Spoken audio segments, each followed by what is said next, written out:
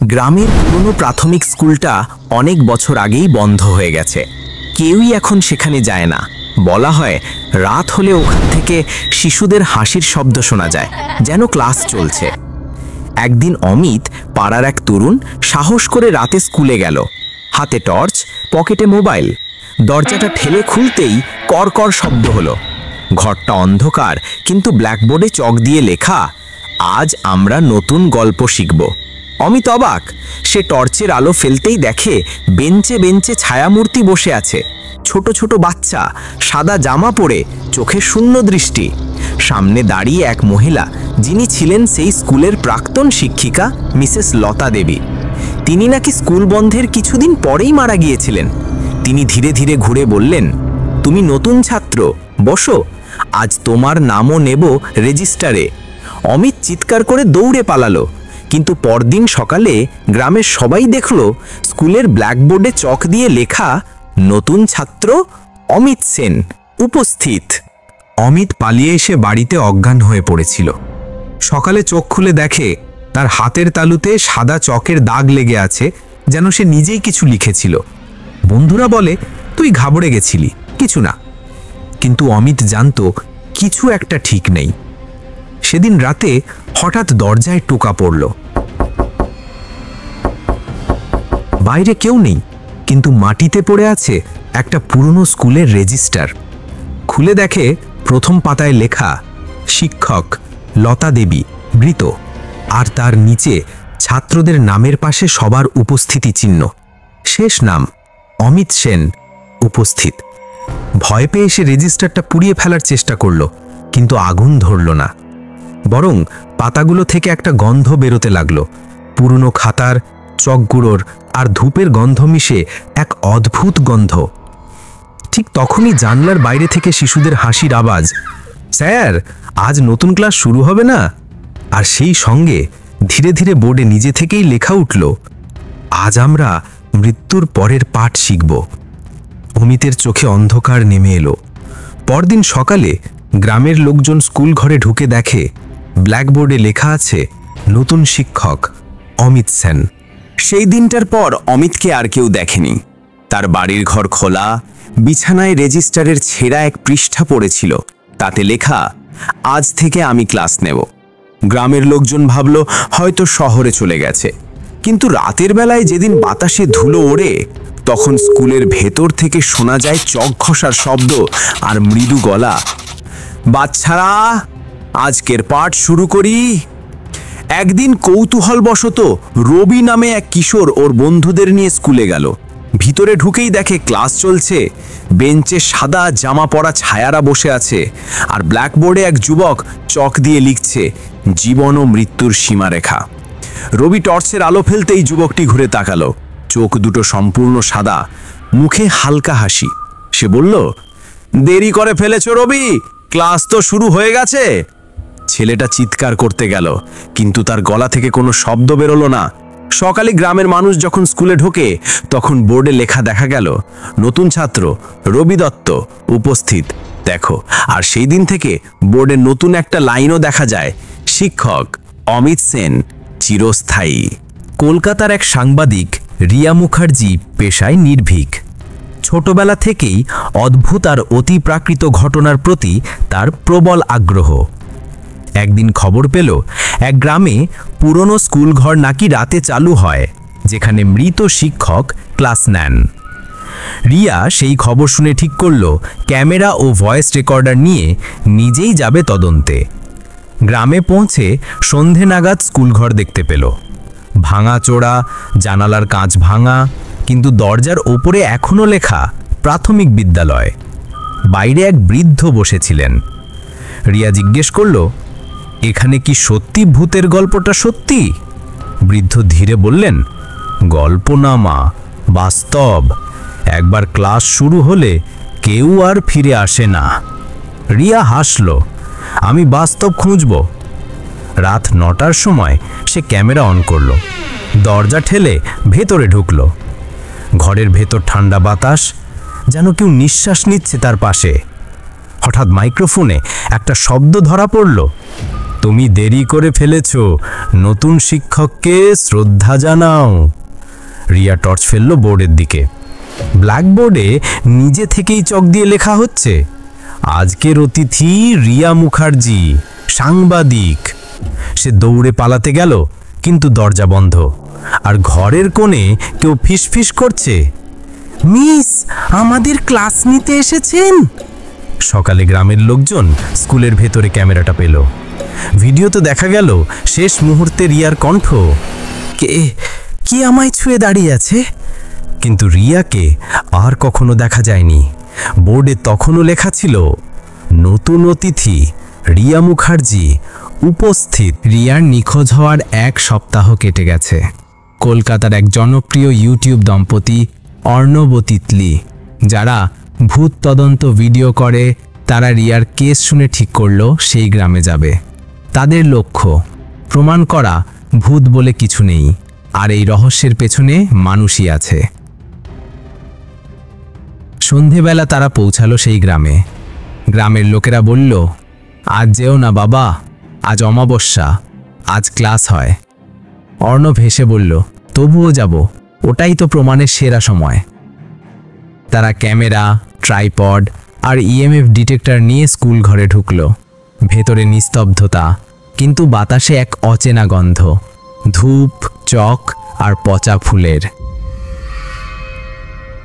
তিতলি বলল, অর্ণব শুনছ, কেউ যেন ফিসফিস করছে। রেকর্ডারে ধরা পড়ল অস্পষ্ট কণ্ঠ, বসো, ক্লাস শুরু হবে। হঠাৎ বোর্ডে চক নিজে থেকেই নড়ে উঠল। লিখে গেল, অমাবস্যার বিশেষ পাঠ, অতীতের শিক্ষকগণ। ঘরের কোণে একটা দরজা খুলে গেল।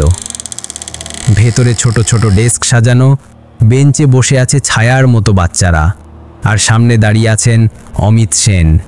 তার মুখে কোনো অভিব্যক্তি নেই, শুধু ঠোঁটে হালকা হাসি। তিনি বললেন, আজ আমার ছাত্রদের নতুন অতিথি এসেছে, জ্ঞান নিতে প্রস্তুত? অর্ণব ক্যামেরা তুলতেই ভিডিও ফিড ঝাপসা হয়ে গেল। শেষ দৃশ্যে দেখা গেল অর্ণব ও তিতলি দুজনেই বোর্ডের সামনে দাঁড়িয়ে, আর তাদের নাম লেখা হচ্ছে। অর্ণব দত্ত উপস্থিত, তিতলি দত্ত উপস্থিত। পরদিন সকালে গ্রামের মানুষ দেখে স্কুল ঘরের বাইরের দেয়ালে লাল রঙে নতুন একটা লাইন, অমাবস্যার ক্লাস সম্পূর্ণ। 50 বছর আগের কথা।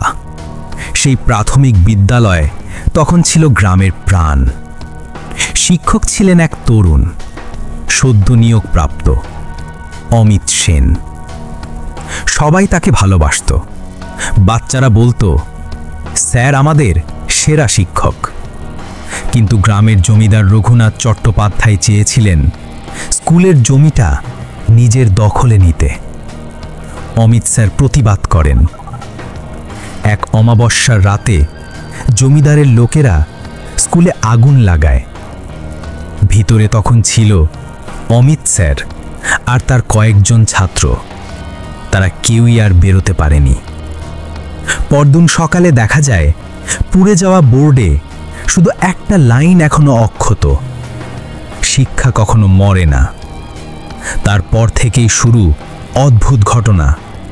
যে রাতেই অমাবস্যা আসে, স্কুল ঘর থেকে শোনা যায় শিশুদের কণ্ঠ, আর চক দিয়ে বোর্ডে লেখা ওঠে, আজকের পাঠ চলবে।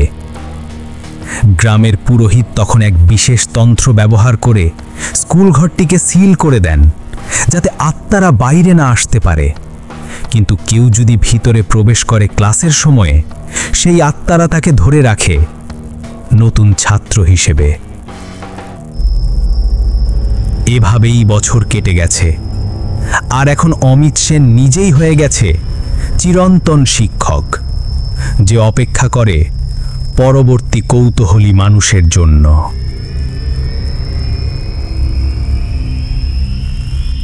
একটা গোপন কথা এখনো কেউ জানে না। সেই পুরোহিতের নাতি এখনো বেঁচে আছে, আর সেই একমাত্র মানুষ যে পারে এই অভিশাপ ভাঙতে। কিন্তু তার নাম কেউ জানে না।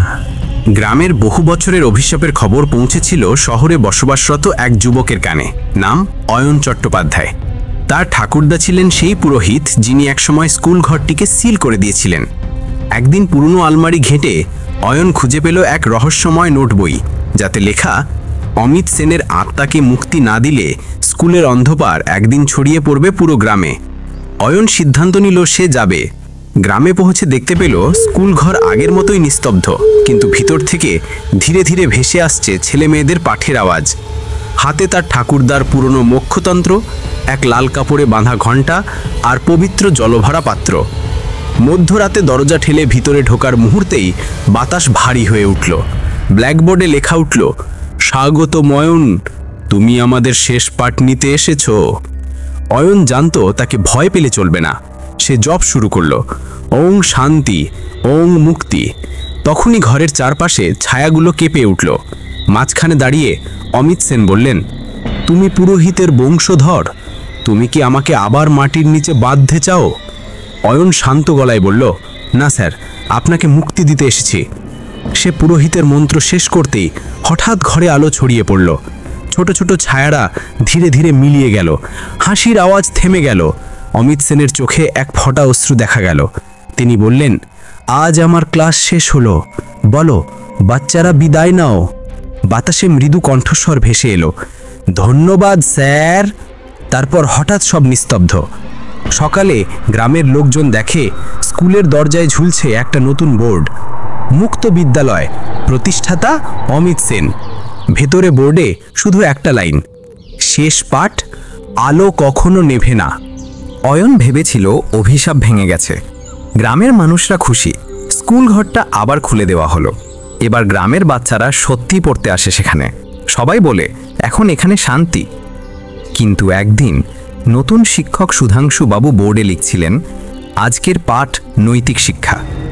হঠাৎ চকটা তার হাত থেকে পড়ে গেল, আর বোর্ডে নিজে থেকেই লেখা উঠল, শেষ পাঠ, আলো কখনো নিভে না। শিক্ষক ভেবেছিলেন বাচ্চাদের কেউ মজা করছে, কিন্তু পরদিন সকালে যখন তিনি স্কুলে এলেন, দেখলেন বোর্ডে আরও কিছু লেখা, নতুন শিক্ষক সুধাংশু দে উপস্থিত। অয়ন খবর পেয়ে দৌড়ে এলো। ভেতরে ঢুকেই বাতাসে টের পেল একটা পুরনো গন্ধ, ধূপ, চক আর পচা ফুলের। তার পায়ের নিচে পড়েছিল তার ঠাকুরদার মোক্ষতন্ত্র, ছিঁড়ে গেছে মাঝখানে। হঠাৎ পেছন থেকে এক পরিচিত কণ্ঠ, তুমি ভেবেছিলে আমাকে মুক্তি দিতে পারবে? অয়ন ঘুরে দেখল অমিত সেন দাঁড়িয়ে, মুখে সেই আগের হালকা হাসি। আমি মুক্তি পাইনি অয়ন, আমি আলোয় মিশে গেছি। এখন আমি সেই আলো যা কখনো নিভে না। ঘরটা ভরে গেল শিশুর হাসির আওয়াজে, আর বাইরে সূর্য উঠল। কিন্তু স্কুলের ছায়া মাটিতে পড়ে থাকলো কালো অন্ধকারের মতো, যেন কেউ এখনো ভেতরে ক্লাস নিচ্ছে। অমিত সেনের স্কুল আজও খোলা, কিন্তু সেখানে ঢোকার আগে গ্রামের সবাই বলে, যদি বোর্ডে নিজের নাম দেখো তবে বুঝে নিও ক্লাস শুরু হয়ে গেছে।